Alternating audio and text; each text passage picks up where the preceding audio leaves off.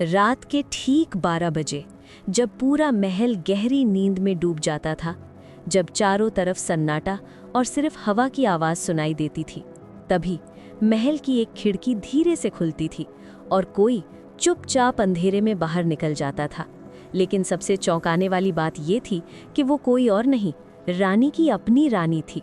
राजा कई दिनों से ये सब देख रहा था और उसके मन में एक ही सवाल घूम रहा था, आखिर रानी हर रात कहाँ जाती है? दिन में रानी बिल्कुल सामान्य रहती, मुस्कुराती, बात करती, लेकिन जैसे ही रात होती उसका व्यवहार बदल जाता। एक रात राजा ने ठान लिया, आज सच्चाई पता करके ही रहूंगा। राजा ने सोने का नाटक किया और जैसे ही रानी उठी वो चुपचाप उसके पीछे चल पड़ा। महल के लंबे सुनसान गलियारों से गुजरते हुए रानी एक पुराने दरवाजे के पास पहुंची।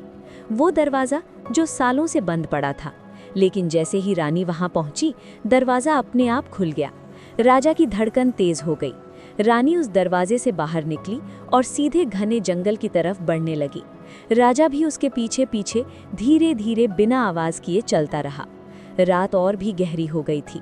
जंगल में अजीब अजीब आवाज़ें गूंज रही थीं, लेकिन रानी बिना डरे लगातार आगे बढ़ती जा रही थी।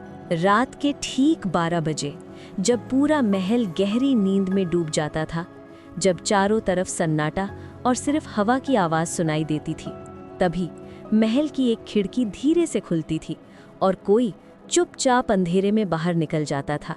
लेकिन सबसे चौंकाने वाली बात ये थी कि वो कोई और नहीं, रानी की अपनी रानी थी।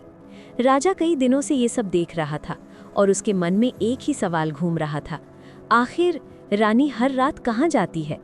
दिन में रानी बिल्कुल